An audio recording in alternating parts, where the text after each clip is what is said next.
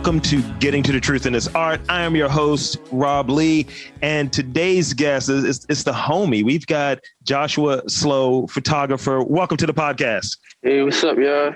It's your boy, Joshua Slowe, you know what I'm saying?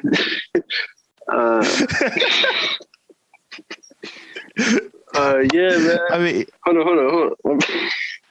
No, go ahead. That's funny. This is the first time that's like, oh shit. No, for real, it's my first interview. It's crazy, but no, yeah. It's Josh, photographer, creative, all around cool guy that just makes cool shit. And, yeah. That's a tagline. Cool guy that makes cool shit. Yeah, there you go. So in it, like, we were talking a little bit before we got started, and we worked together on a few different projects. You're in the background. Mm-hmm. I'm trying to act like I got talent. And shit.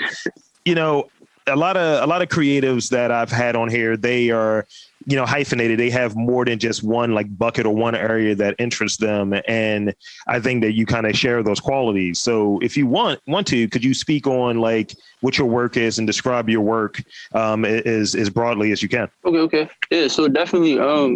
So I'm a photographer first, I would say, and with my photography, I definitely aim to document people and creators in my city that I find really interesting, and I like to try to tell their stories and then blend it with my style, and I like shedding a light on people that you don't normally get to see for real. I mean, I know like here in Baltimore, we get to see a lot of the people that I shoot, but outside of Baltimore, I feel like they deserve that big spotlight. Or they deserve a spotlight for real, and I feel like I have like a duty of kind of bringing it out there, because I'm a photographer, and part of being one of the biggest parts of being a photographer is to document. So yeah, I don't know. I like to document in that way for real, which is photography.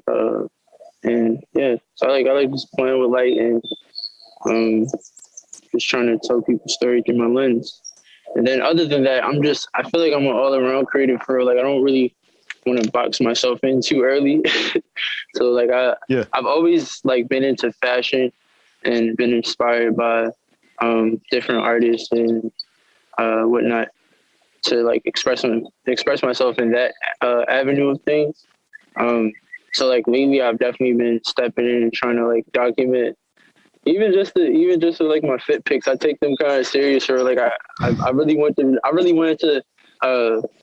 my photography and my fit pics to mesh one day. So maybe I'll do like a project documenting like just my evolution of like my style and whatnot, because it's been a journey with that like so far in my life, like because it's one of the only ways that I've been able to express myself fully, because I don't know if you guys can tell, but the verbal thing is like it's there, but sometimes I like to just be that quiet guy in the background until like somebody decides to pick my brain, or if I get a chance to spill out some information or whatever. But like, yeah, so just being able to dress and like put myself out there in that way has always been important to me since I was like a young kid for real. Like I remember ever since like 8th grade, like being inspired by like Taz Arnold and Tisa in like 8th grade, like watching a bunch of YouTube videos and like vintage clothing and like this.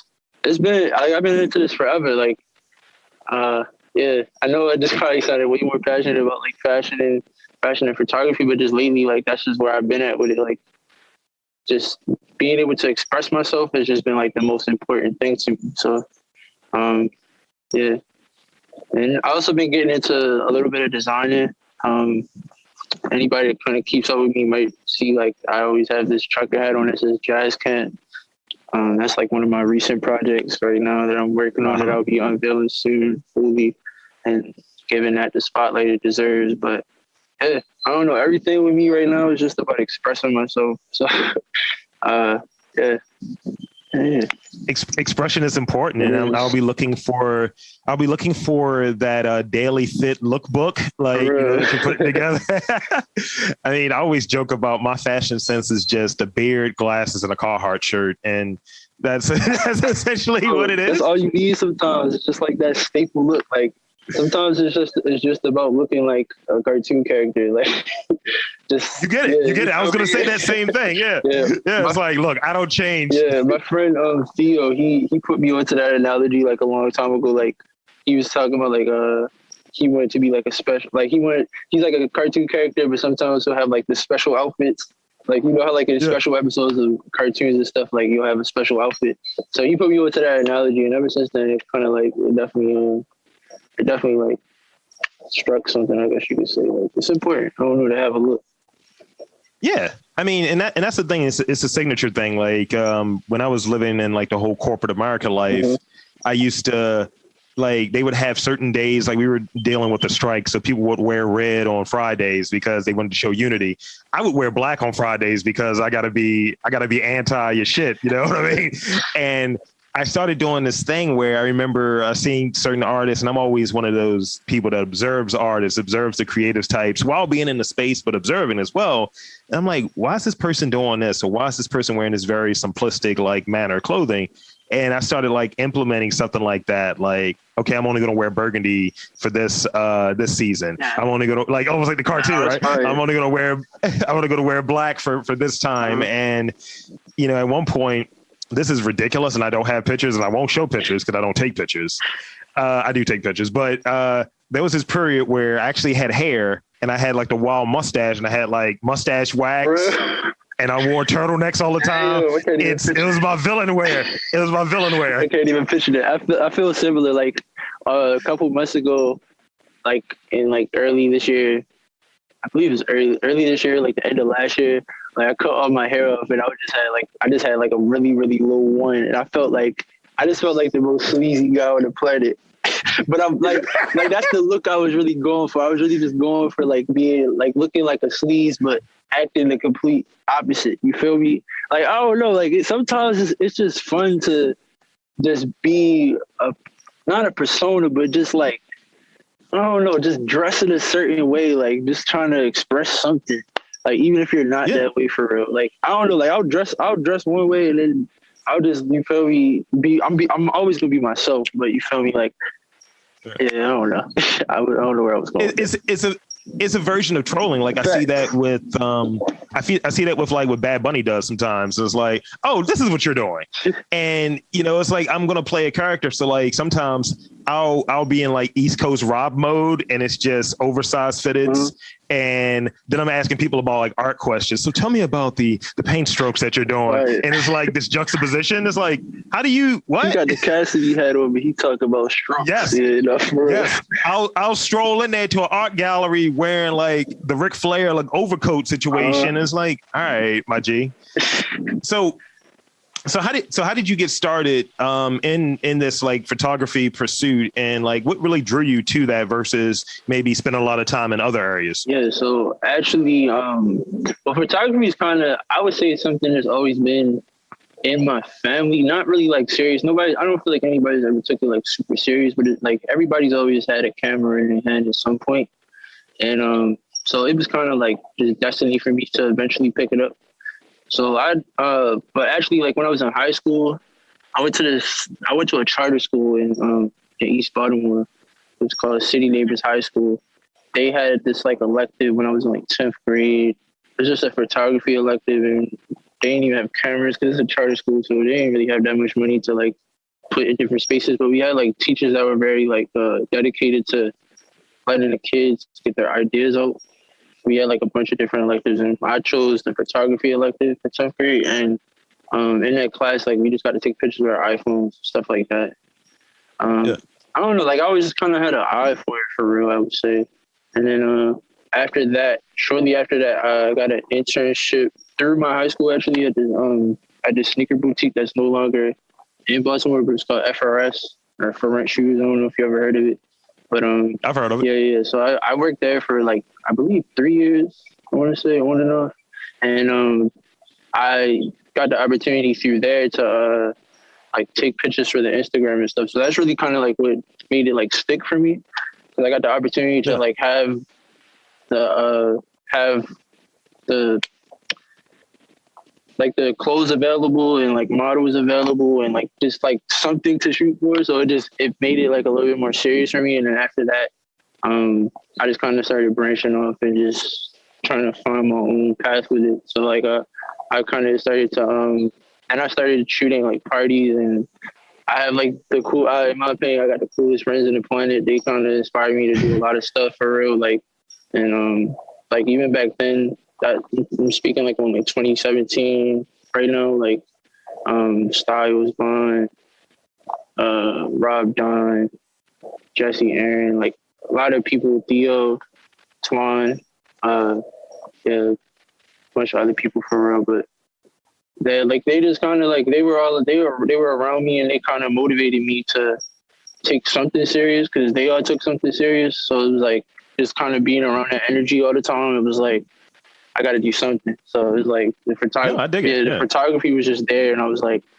I mean, I like it, I love it. I'm gonna try to do it, and then it also helped me like socially too, because like I'm not the type of person that like used to like put myself out there 100%. Like I don't know, I'm not like an introvert, because I feel like I know actual introverts, so like I don't want to claim that, but yeah, I'm not gonna put myself out there. I used to not want to put myself out there all the time, so like photography was just gave me a reason to like go to parties and have a camera in my hand. That's really where like I got my start in all of this. Is like just going to parties and taking photos and everybody, and just that's how I like just started to connect with people, like.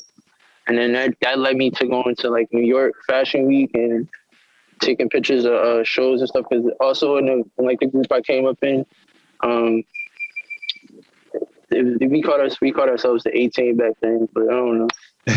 Back then, we had like a couple designers in our group, and I would like go to their shows and take photos and stuff like that. And I don't know, so like all my worlds just started to kind of blend at that point. I know I kind of just jumbled up my history, but yeah, all my world just kind of started to blend. Like, in photography was like the biggest, like the train. It was like the head of the train for just taking me in that direction to wherever I needed to be at now. You feel me? So, yeah. Okay, I forgot the original question because I feel like I just started, bro. No, you good. Yeah, man. I'll say this. I'll put it this way. When I think when you popped up, when you were at one of the shoots with NXPA, I just remember I kind of nudged Tony to us. I was like, "Yo, who's the beige homie in the background?" I was like, "Who's this guy?" and I'm probably late or on one, and I'm like, the talent needs to know everybody here, and I'm like, I need to chill out. My ego is going wild, right. And because as soon as somebody's in front of that camera, or what have you, or whatever, whenever they're the subject of something, I think you see certain things stick out, and I think it's a very interesting thing to be on the other side of being the person that's capturing them or what have you. So speak on the importance of like having a connection with the subject that you're shooting. Man, that's the biggest thing for me. Like my biggest influences coming up were R.I.P. Shai Mudu. I'm so sad that man died. Like when he died, it was crazy. Like I don't know, it hit me. I was in Chicago, and it just hit me. It hit me different because like him and I'm gonna get to like Gunnar Stahl. Like those are probably like my two, and Ray Corrupted Mind. Like those photographers coming up, seeing them and seeing how comfortable like artists would be in front of their cameras.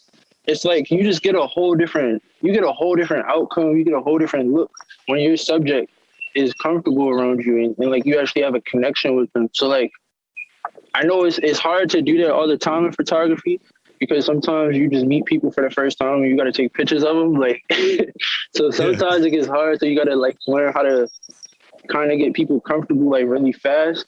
And that can be a struggle sometimes. But if your subject is comfortable in front of you, it's like you get the best outcomes. Like your subject just acts a certain way and they feel more free to just express themselves in front of your lens a little bit more, and it always comes out with a better outcome. And yeah, to be honest, I feel like I built most of my friendships off it is like photography. Like, one of my best friends, a kilogram, like me and him, like we just lock in when it comes to like photos and like his brand and stuff. We just lock in for real, and it's just because we comfortable with sharing each other's ideas with each other and trying to just get them off. You know what I'm saying? So it's definitely really, really important to practice like your people skills and try to connect with your subject before you shoot with them, during you're shooting with them. Like actually try to connect with people. Don't just like I don't know. I see like it's like a lot of people out here that kind of I don't want to say use people, but I don't know, just like put people in front of the camera just because of who they are. Like take the time to connect with them and learn their story and learn what they're about. Like you're capturing them. You feel me? Like your subject is the most important matter. I don't know. Yeah. So yeah, I don't know. That's one of the things that I've had to learn to kind of do from this medium, right? Like a lot of times, like you can see it, and people tell me all the time, it's like, yo, you're putting out episodes regularly, my guy. Like you're knocking it out. And a lot of times I'll say probably 80% of the interviews, I have no relationship prior to the interview. Mm-hmm. So I'm trying to your point, get to know these people really quickly, because some of the things you're talking about people's history, you're talking about some intimate details, especially when it comes to the creative stuff. And, you know, us creators, we can be very sensitive about what we're creating. Mm-hmm. So you're really getting to it. So if you're like, one, not knowledgeable of what they do and what they're about, you can put yourself in a bad spot. Yeah. And I think for the most part, like having those people skills, 100%, you got to have something to be able to make people comfortable. And, you know, I think it's a thing that, you know, I noticed and keyed in on it. Like with you, I'm a very pensive, like, yo, who's that? What's this? This is Baltimore City. Who's out here? Who's going to rob me? Right. And, you know, some of the pictures that you sent me the other day, it's like you got these kind of candid shots that I didn't even know happened. Yes. Because you're able to kind of fade into that background and capture it. But it's also coming from a spot where, you know, you didn't really know me that well. Right. So it's like you're able to capture the stuff. And that's just a statement on your acumen as a photographer and your acumen as like, okay, where do I fit in? Right. And that's the thing. And I think like, you know, just getting in front of this stuff, like usually I'm a background person. I'm doing this, but usually I'm a background person and in my own little hub. So getting out there and putting myself out there, we're on the same page with a lot of these things. Yeah. It's like, I like what that you just said that, because like that's really how I like to feel during a shoot. Like even sometimes during my own shoots, I like to just feel like a fly on the wall. Like that, I don't ever mind bringing somebody like with me to like, if I'm doing a shoot and like I wouldn't mind like bringing somebody to do behind the scenes or like whatever. Like I don't know, I kind of just, the more the merrier, and like just being that fly on the wall and like catching moments that everybody isn't used to seeing, like even if they're not even expecting. Like I don't know, that's like it's a part of the photography that I really appreciate, and a part of like my style that I really like zone in on sometimes. Like yeah, because a lot of my start was with that too. Like just like photographers bringing me on, like Anna. You know Anna? Mm-hmm. Yeah, she tapped in with me so many times over the years, and still to this day, like I still do like little shoots with her, and when she does shoot, sometimes she brings me on and stuff. And I don't know, it's like you gotta be able to play your part sometimes. And do it well. I think it's also a thing where when you have people around, like whenever I do anything that involves like it's a pocket, you almost want to come with a group of people. It's like, all right, you don't want to just not like a large group, but a few other people like, yo, give me some insight. Because you know, the environment I've seen, like especially like with like Tony or what have you, like, yo, what do you think about this? What do you think about doing this shot in this manner? What do you think about adding this extra sazon to what we're doing here? And you know, it's a position of collaboration instead of just direction. Right. And I think that's what happens with like you youthful individuals. I'm older than y'all. I'm super old. And that's the thing that's really important, I think. And being able to have, you know, another set of eyes that kind of gets what you're aiming for. Right. And I think it's reciprocal, like where you're getting something out of it, having another set of eyes there potentially, and then they're getting something out of it, seeing what it looks like to be in this scene, almost like, you know, like here's my apprentice, here's my understudy, here's my backup. And they can see like, oh, this is how you would do this. So when they branch out, if they have interest in doing photography or whatever their creative pursuit is, they have an idea, a reference point of what it looks like. Because a lot of times we don't get that. Yeah, no, it's a fact. Yeah, definitely. being on an NXP team, like, it's definitely like put that into perspective that you don't always gotta be like that main guy. Like, if you play your part and you do it well, like the vision takes everybody. It takes the whole team. You know. Absolutely. And, yeah, they definitely they're definitely showing the city. We're definitely showing the city something different. Yeah. So speak on your selection process. What makes a good pitcher stand out from an average one? Because not all of them go. I hear different people. They was like, "Oh, yo, I shot like 2,000. And I kept like 2 of them joints." Yeah. And I'm really interested in how that works. Like, is it a certain lighting that you're looking for? Is it a certain like mood that you're trying to set with what you might pick? So how do you go through that process? I feel like it's always just about what shot shows who I'm shooting in the most authentic way. I mean, with me, it's always really about like the balance of the shot, the lighting in the shot. Like, I don't know, it's different things depending on what the shoot is, but most of the time it's really just what shows who I'm shooting in the most authentic way. Like, as far as just how they are, like how they look, like their movements or their face, or I don't know. It's like the little details in a shot that just makes it the best shot. Like me, I don't like recently. I used to like go to shoots and just shoot hundreds and hundreds and hundreds of pitches, but lately it's like I don't want to do that. I kind of just want to go get the shot that I want, take my time with a shot, and then keep it moving. Like, I don't need to get 100,000 shots just to make sure I got the right one. Like, no, I'm gonna take my time, I'm gonna set my shot up, and I'm gonna make sure that it's good. Like, I remember one time I was just shooting with where was I shooting? Okay. I was shooting with Average Day Job and Al Rogers, and Devin Allen pulled up, and he was kind of like coaching me low key, and it was kind of like eye opening low key, because I remember one thing he said, he was like, once you get the shot, you don't gotta take no more. Feel me? Like, and that's just it. Like, you don't gotta take 100 shots. Like, make sure the one shot you get, make sure the couple shots you get are good. Like, take your time. And then also with film photography, like starting that about 3-4 years ago, that definitely will slow you down. Like, you got to make sure that you only get 36 shots, or 24, 36 shots, whatever, how many ever exposures on your roll.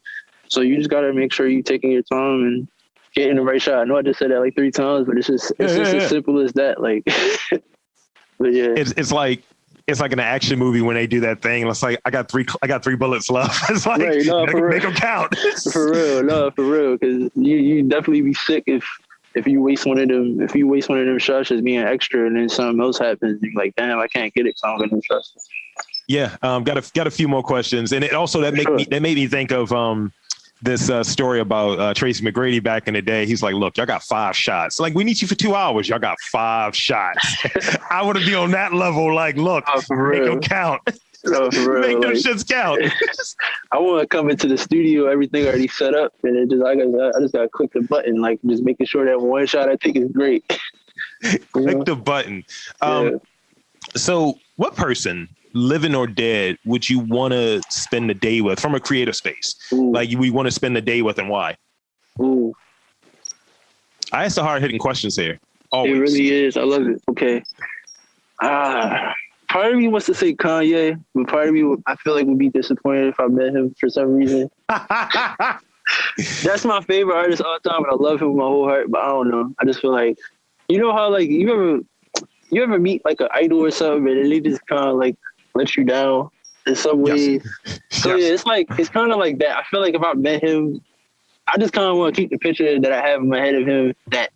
But I'd probably say, because it could be the worst. Like, you meet somebody that you're like, all right, cool, this dude is fire, blase, blah. You end up linking. It's like, ew, you like that? That's how you like your coffee? Or it's like, yo, it's trash. No, for real. Damn, man. But Kanye's a good one, though. Yeah. No, Kanye is a good one. Probably, all right, just to speed it up. I probably want to chill with like ASAP Nast or some shit like that. Like, somebody that's not like super big, but it's still like super influential. No, hold up, fuck that. No, I'm chilling with Taz Arnold. I'm chilling with Taz motherfucking Arnold. I want to see what you're thinking about. That's one guy that I fuck with, that I don't really know too much about, because there's not really that much out there about. I want to pick his brain. I want to see what he was thinking. Yeah, because I think that's important. Like, you know, when you look at a question like that, it's like, all right, is this person? You know how they do the thing of you can have lunch with Jay-Z for blase blah. It's like, I'm good. What am I going to get out of this? Yeah, like, what am I getting out of this? What am I learning from this? Is this real? Because like, I've been around real things for the level of dude I am. Like, now if I'm at a higher level, this is a different conversation. That 10 stacks might be, you know, not worth the same to me at a certain level. But at this level, at this local level, it's like, yo, I can eat free. Like, what are we doing? No, hold up. Oh, you said living or dead. Yeah, it could be or, yeah. Damn, that's crazy right there. I'm not gonna lie. Like, I look up to a lot of artists, so this is kind of hard. That's a hard ass question. Sorry to go back on it. I feel like that's a panel dinner right there. It's just like, yo, I got like 5 people I need. Oh, shit. Yeah, I'll just roll with Taz right now, though. But yeah, that works. Michael Jackson, who knows? Yeah, I'll kick it with Michael Jackson real quick.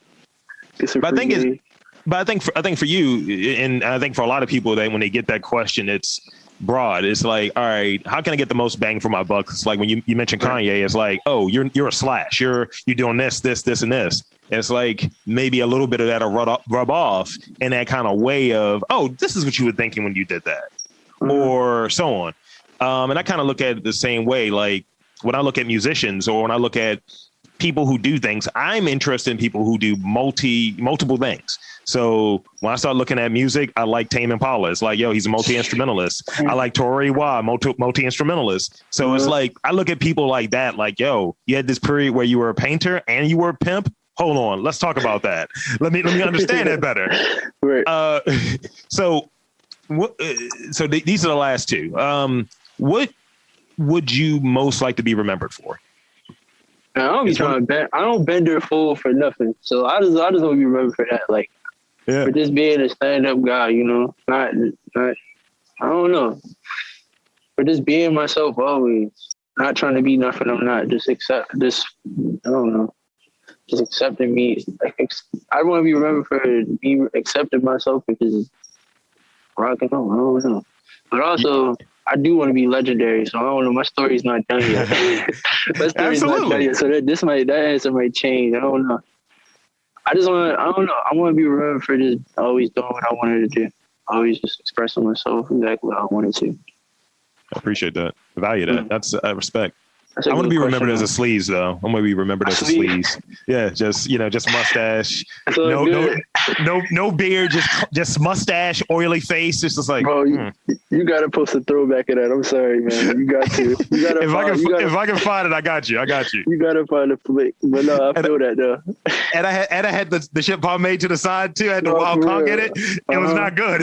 Yeah, I'm stepping outside in some jeans and some loafers and a white beater, and a jean jacket. I was like a fat Cab Calloway. It was wild. Drab Calloway. Relax. You gotta chill. Okay, last question I got. And this is in that space of we got to bring it home. We got to bring it full circle. You're a creative with connections to Baltimore. You're a Baltimorean.